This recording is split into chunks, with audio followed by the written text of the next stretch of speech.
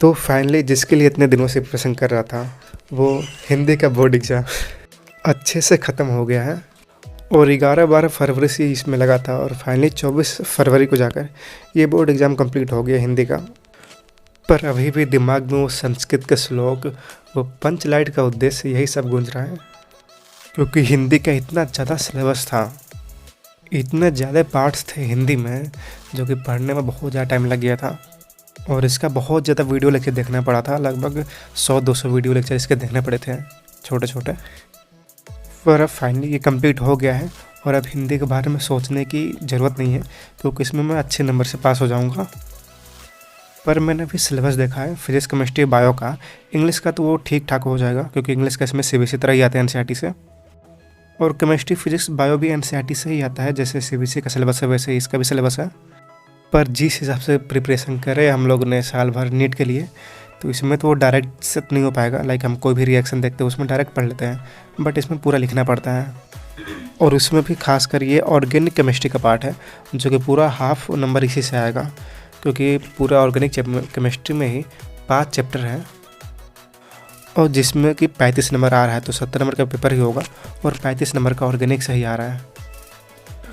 और ऑर्गेनिक में भी ऐसा है कि एक पूरा रिएक्शन दे देगा, उसको डिस्क्राइब करो, उसको एक्सप्लेन करो, उसका रिएक्शन लिखो। तो ये देख के पूरा दिमाग कंफ्यूज हो जाता है। इसलिए भी मैं थोड़ा केमिस्ट्री का रिवीजन कर रहा हूँ, उसको लेक्चर देख रहा हूँ।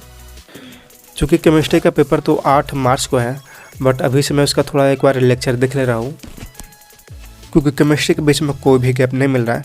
3 मार्च को तो बायो का एग्ज़ाम है, बोर्ड एग्ज़ाम, और 6 मार्च को फिजिक्स का बोर्ड एग्ज़ाम है, और 7 को छोड़ के 8 को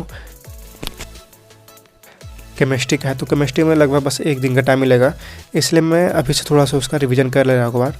और मैं ऐसे रिवीजन के लिए बहुत सारे लेक्चर खोज रहा था, बट वो हिंदी बोर्ड के लिए अच्छा से मिला नहीं, लाइक यूपी बोर्ड के लिए अच्छा से मिला नहीं।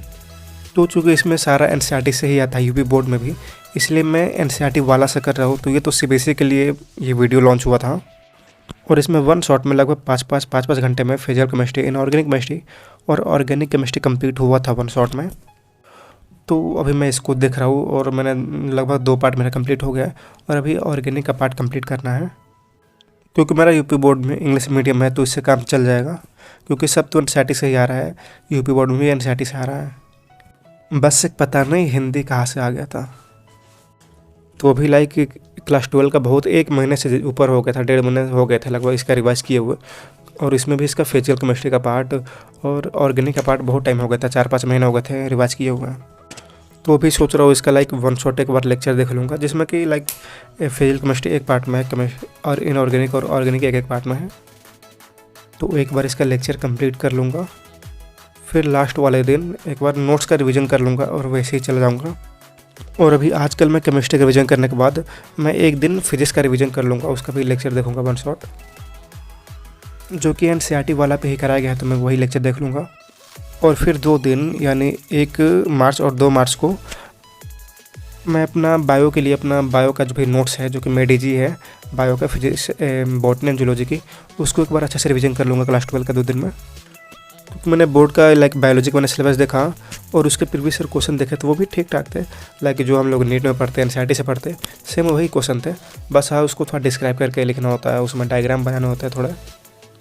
बट अगर नीट का भी पढ़ के जाए तो हाँ, उसमें से पास तो अच्छे से हो जाएंगे, और मुझे पास ही होना है बस अच्छे नंबर से। और फिर जब बोर्ड एग्जाम ख़त्म होगा 12 मार्च को, उस दिन लास्ट पेपर है इंग्लिश का, तो उसके इंग्लिश के प्रिपरेशन के लिए तो लगभग 3 दिन मिल जाएंगे मुझे, 9 मार्च, 10 मार्च और 11 मार्च। और उस 3 दिन में अच्छा खासा प्रिपरेशन हो जाएगा, क्योंकि इसमें इंग्लिश का सिलेबस एनसीईआरटी से है, और आधा पार्ट तो लगभग 40-50 नंबर का लिटरेचर का पार्ट है, और आधा पार्ट राइटिंग वाला सेशन है। जैसे कि सीबीएसई में आता है, तो इसमें लिटरेचर पढ़ के और थोड़ा सा राइटिंग पढ़ के हो जाएगा काम। तो मेरा तो ऐसे ही चल रहा है प्रिपरेशन। आप लोग का बोर्ड प्रिपरेशन कैसे चल रहा है, आप लोग कमेंट करके जो बताइएगा। आप लोग किस बोर्ड से आ रहे हो, आपका कौन सा बोर्ड एग्जाम हो गया है, ये भी कमेंट करके जरूर बताइएगा। और आप लोग मेरा टेलीग्राम चैनल ज्वाइन कर सकते हैं, लिंक आपको नीचे डिस्क्रिप्शन में मिल जाएगा।